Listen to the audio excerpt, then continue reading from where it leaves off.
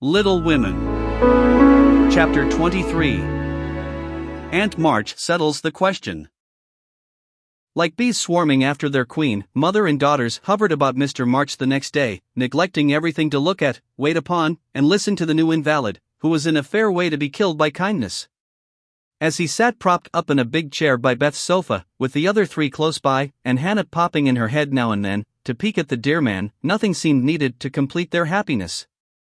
But something was needed, and the elder ones felt it, though none confessed the fact. Mr. and Mrs. March looked at one another with an anxious expression, as their eyes followed Meg. Jo had sudden fits of sobriety, and was seen to shake her fist at Mr. Brooks' umbrella, which had been left in the hall. Meg was absent-minded, shy, and silent, started when the bell rang, and colored when John's name was mentioned. Amy said everyone seemed waiting for something, and couldn't settle down, which was queer, since father was safe at home, and Beth innocently wondered why their neighbors didn't run over as usual. Laurie went by in the afternoon, and, seeing Meg at the window, seemed suddenly possessed with a melodramatic fit, for he fell down upon one knee in the snow, beat his breast, tore his hair, and clasped his hands imploringly, as if begging some boon, and when Meg told him to behave himself and go away, he wrung imaginary tears out of his handkerchief, and staggered round the corner as if in utter despair. "What does the goose mean?" said Meg, laughing, and trying to look unconscious. "He's showing you how your John will go on by and by." "Touching, isn't it?" answered Jo scornfully. "Don't say my John, it isn't proper or true," but Meg's voice lingered over the words as if they sounded pleasant to her. "Please don't plague me, Jo. I've told you I don't care much about him, and there isn't to be anything said, but we are all to be friendly, and go on as before." "We can't, for something has been said, and Laurie's mischief has spoilt you for me." "I see it, and so does mother. You are not like your old self a bit, and seem ever so far away from me. I don't mean to plague you, and will bear it like a man, but I do wish it was all settled." "I hate to wait, so if you mean ever to do it, make haste and have it over quickly," said Jo pettishly. "I can't say or do anything till he speaks, and he won't, because father said I was too young," began Meg, bending over her work, with a queer little smile, which suggested that she did not quite agree with her father on that point. "If he did speak, you wouldn't know what to say, but would cry or blush, or let him have his own way, instead of giving a good, decided no. I'm not so silly and weak as you think. I know just what I should say, for I've planned it all, so I needn't be taken unawares. There's no knowing what may happen, and I wish to be prepared." Jo couldn't help smiling at the important air which Meg had unconsciously assumed, and which was as becoming as the pretty color varying in her cheeks. "Would you mind telling me what you'd say?" asked Jo more respectfully. "Not at all. You are 16 now, quite old enough to be my confidant, and my experience will be useful to you by and by, perhaps, in your own affairs of this sort." "Don't mean to have any. It's fun to watch other people philander, but I should feel like a fool doing it myself," said Jo, looking alarmed at the thought. "I think not, if you liked anyone very much, and he liked you." Meg spoke as if to herself, and glanced out at the lane, where she had often seen lovers walking together in the summer twilight. "I thought you were going to tell your speech to that man," said Jo, rudely shortening her sister's little reverie. "Oh, I should merely say, quite calmly and decidedly, 'Thank you, Mr. Brooke, you are very kind, but I agree with father that I am too young to enter into any engagement at present, so please say no more, but let us be friends as we were.'" That's stiff and cool enough. "I don't believe you'll ever say it, and I know he won't be satisfied if you do. If he goes on like the rejected lovers in books, you'll give in, rather than hurt his feelings." "No, I won't. I shall tell him I've made up my mind, and shall walk out of the room with dignity." Meg rose as she spoke, and was just going to rehearse the dignified exit, when a step in the hall made her fly into her seat, and begin to sew as if her life depended on finishing that particular seam in a given time. Jo smothered a laugh at the sudden change, and, when someone gave a modest tap, opened the door with a grim aspect, which was anything but hospitable. "Good afternoon. I came to get my umbrella, that is, to see how your father finds himself today," said Mr. Brooke, getting a trifle confused as his eye went from one telltale face to the other. "It's very well, he's in the rack. I'll get him, and tell it you are here," and having jumbled her father and the umbrella well together in her reply, Jo slipped out of the room to give Meg a chance to make her speech and air her dignity. But the instant she vanished, Meg began to sidle towards the door, murmuring, "Mother will like to see you. Pray sit down, I'll call her." Don't go, are you afraid of me, Margaret? And Mr. Brooke looked so hurt that Meg thought she must have done something very rude. She blushed up to the little curls on her forehead, for he had never called her Margaret before, and she was surprised to find how natural and sweet it seemed to hear him say it. Anxious to appear friendly and at her ease, she put out her hand with a confiding gesture and said gratefully, "How can I be afraid when you have been so kind to Father? I only wish I could thank you for it. Shall I tell you how?" "Shall I tell you how?" asked Mr. Brooke, holding the small hand fast in both his own, and looking down at Meg with so much love in the brown eyes, that her heart began to flutter, and she both longed to run away and to stop and listen. "Oh no, please don't, I'd rather not," she said, trying to withdraw her hand, and looking frightened in spite of her denial. "I won't trouble you, I only want to know if you care for me a little, Meg. I love you so much, dear," added Mr. Brooke tenderly. This was the moment for the calm, proper speech, but Meg didn't make it. She forgot every word of it, hung her head, and answered, "I don't know," so softly that John had to stoop down to catch the foolish little reply. He seemed to think it was worth the trouble, for he smiled to himself as if quite satisfied, pressed the plump hand gratefully, and said, in his most persuasive tone, "Will you try and find out? I want to know so much, for I can't go to work with any heart until I learn whether I am to have my reward in the end or not." "I'm too young," faltered Meg, wondering why she was so fluttered, yet rather enjoying it. "I'll wait, and in the meantime, you could be learning to like me." "Would it be a very hard lesson, dear?" "Not if I chose to learn it, but..." "Please choose to learn, Meg." "I love to teach, and this is easier than German," broke in John, getting possession of the other hand, so that she had no way of hiding her face, as he bent to look into it. His tone was properly beseeching, but, stealing a shy look at him, Meg saw that his eyes were merry as well as tender, and that he wore the satisfied smile of one who had no doubt of his success. This nettled her. Annie Moffat's foolish lessons in coquetry came into her mind, and the love of power, which sleeps in the bosoms of the best of little women, woke up all of a sudden and took possession of her. She felt excited and strange, and, not knowing what else to do, followed a capricious impulse, and, withdrawing her hands, said petulantly, "I don't choose. Please go away, and let me be." Poor Mr. Brooke looked as if his lovely castle in the air was tumbling about his ears, for he had never seen Meg in such a mood before, and it rather bewildered him. "Do you really mean that?" he asked anxiously, following her as she walked away. "Yes, I do. I don't want to be worried about such things. Father says I needn't, it's too soon and I'd rather not. Mayn't I hope you'll change your mind by and by?" "I'll wait, and say nothing till you have had more time."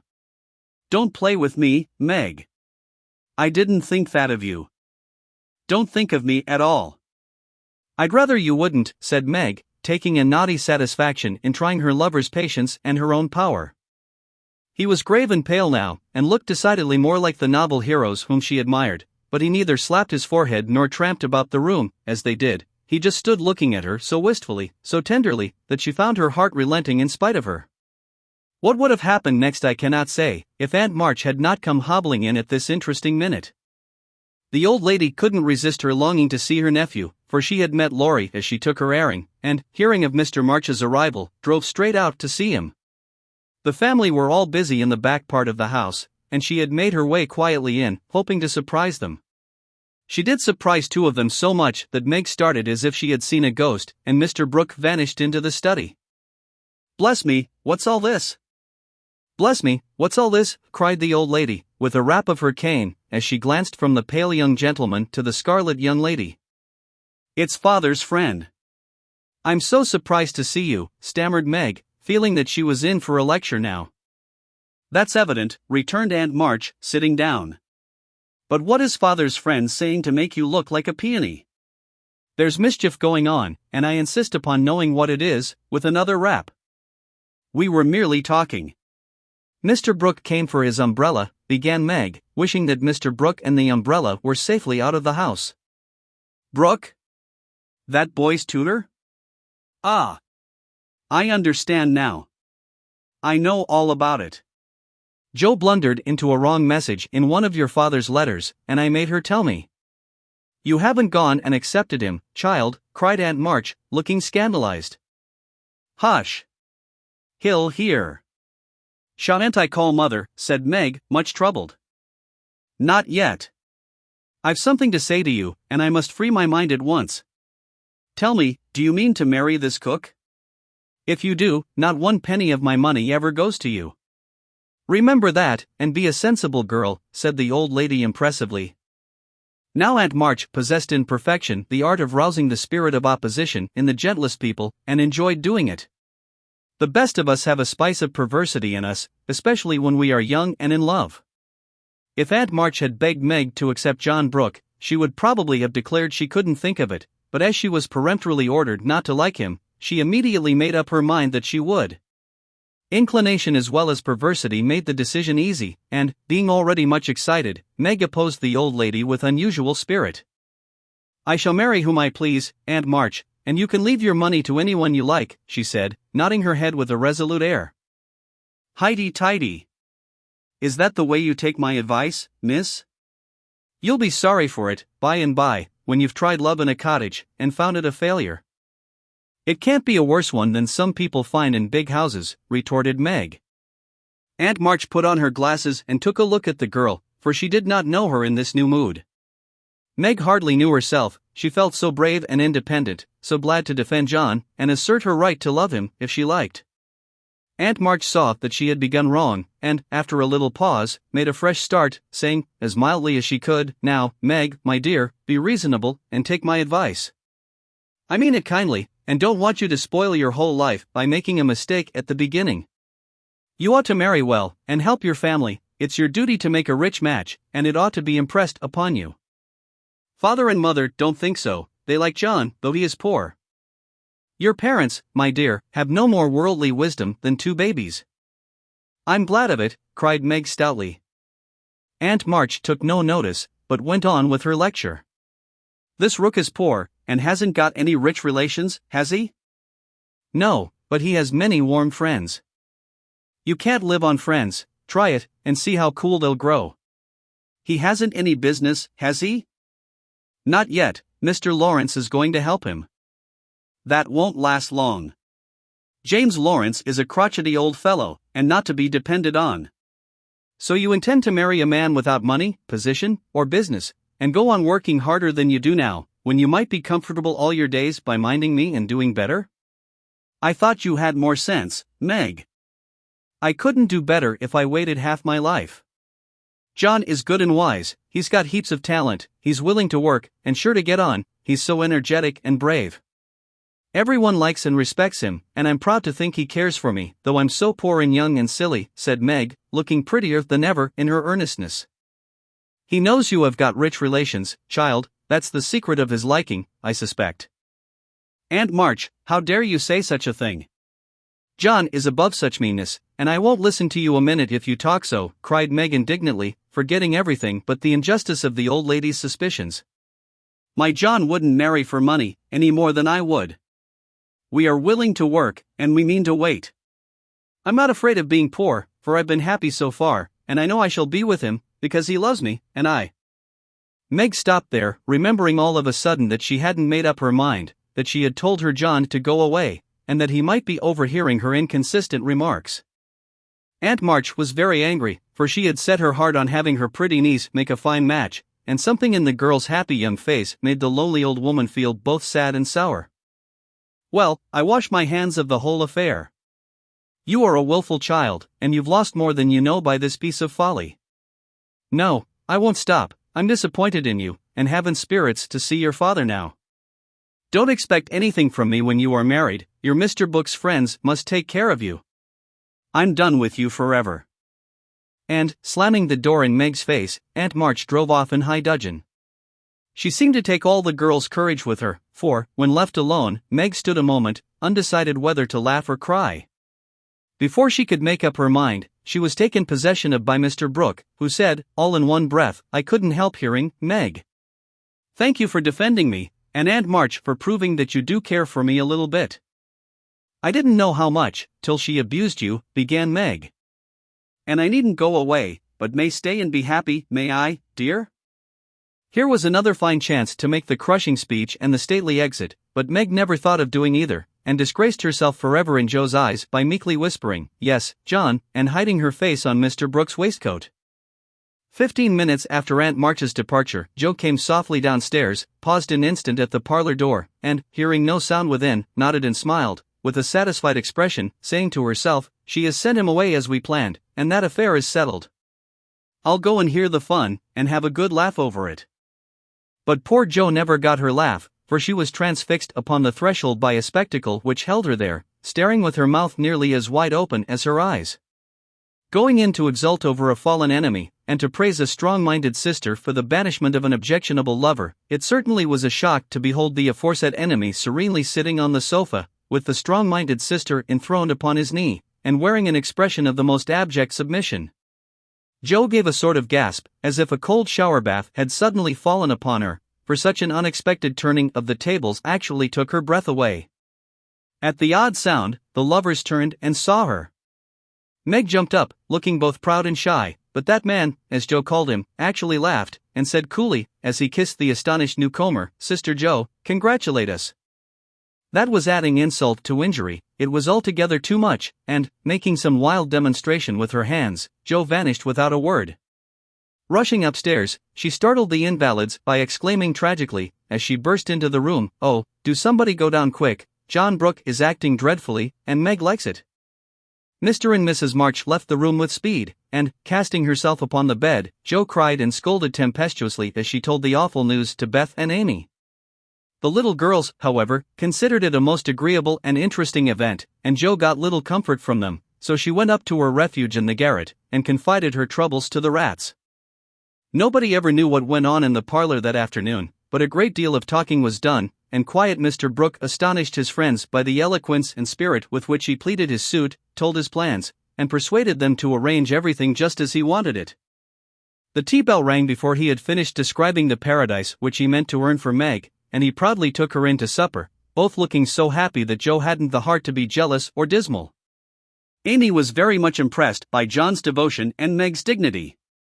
Beth beamed at them from a distance, while Mr. and Mrs. March surveyed the young couple with such tender satisfaction that it was perfectly evident Aunt March was right in calling them as unworldly as a pair of babies. No one ate much, but everyone looked very happy, and the old room seemed to brighten up amazingly when the first romance of the family began there. "You can't say nothing pleasant ever happens now, can you, Meg?" said Amy, trying to decide how she would group the lovers in the sketch she was planning to take. "No, I'm sure I can't. How much has happened since I said that?" "It seems a year ago," answered Meg, who was in a blissful dream, lifted far above such common things as bread and butter. "The joys come close upon the sorrows this time, and I rather think the changes have begun," said Mrs. March. "In most families there comes, now and then, a year full of events. This has been such an one, but it ends well, after all." "Hope the next will end better," muttered Jo, who found it very hard to see Meg absorbed in a stranger before her face, for Jo loved a few persons very dearly, and dreaded to have their affection lost or lessened in any way. "I hope the third year from this will end better. I mean it shall, if I live to work out my plans," said Mr. Brooke, smiling at Meg, as if everything had become possible to him now. "Doesn't it seem very long to wait?" asked Amy, who was in a hurry for the wedding. "I've got so much to learn before I shall be ready, it seems a short time to me," answered Meg, with a sweet gravity in her face, never seen there before. "You have only to wait, I am to do the work," said John, beginning his labors by picking up Meg's napkin, with an expression which caused Jo to shake her head, and then say to herself, with an air of relief, as the front door banged, "Here comes Laurie. Now we shall have a little sensible conversation." For Mrs. John Brooke. But Jo was mistaken, for Laurie came prancing in, overflowing with spirits, bearing a great bridal-looking bouquet for Mrs. John Brooke, and evidently laboring under the delusion that the whole affair had been brought about by his excellent management. "I knew Brooke would have it all his own way, he always does, for when he makes up his mind to accomplish anything, it's done, though the sky falls," said Laurie, when he had presented his offering and his congratulations. "Much obliged for that recommendation. I take it as a good omen for the future, and invite you to my wedding on the spot," answered Mr. Brooke, who felt at peace with all mankind, even his mischievous pupil. "I'll come if I'm at the ends of the earth, for the sight of Jo's face alone, on that occasion, would be worth a long journey." "You don't look festive, ma'am, what's the matter?" asked Laurie, following her into a corner of the parlor, whither all had adjourned to greet Mr. Lawrence. "I don't approve of the match, but I've made up my mind to bear it, and shall not say a word against it," said Joe solemnly. "You can't know how hard it is for me to give up Meg," she continued, with a little quiver in her voice. "You don't give her up. You only go halves," said Laurie consolingly. "It never can be the same again." "I've lost my dearest friend," sighed Joe. "You've got me, anyhow. I'm not good for much, I know, but I'll stand by you, Joe, all the days of my life, upon my word I will," and Laurie meant what he said. "I know you will, and I'm ever so much obliged. You are always a great comfort to me, Teddy," returned Joe, gratefully shaking hands. "Well, now, don't be dismal, there's a good fellow. It's all right, you see. Meg is happy, Brooke will fly round and get settled immediately, Grandpa will attend to him, and it will be very jolly to see Meg in her own little house. We'll have capital times after she is gone, for I shall be through college before long, and then we'll go abroad, or some nice trip or other." "Wouldn't that console you?" "I rather think it would, but there's no knowing what may happen in 3 years," said Joe thoughtfully. "That's true. Don't you wish you could take a look forward, and see where we shall all be then?" "I do," returned Laurie.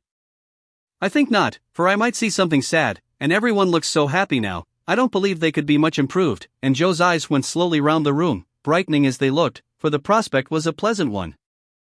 Father and mother sat together, quietly reliving the first chapter of the romance which for them began some 20 years ago. Amy was drawing the lovers, who sat apart in a beautiful world of their own, the light of which touched their faces with a grace the little artist could not copy. Beth lay on her sofa, talking cheerily with her old friend, who held her little hand as if he felt that it possessed the power to lead him along the peaceful way she walked. Joe lounged in her favorite low seat, with the grave, quiet look which best became her, and Laurie, leaning on the back of her chair, his chin on a level with her curly head, smiled with his friendliest aspect, and nodded at her in the long glass which reflected them both.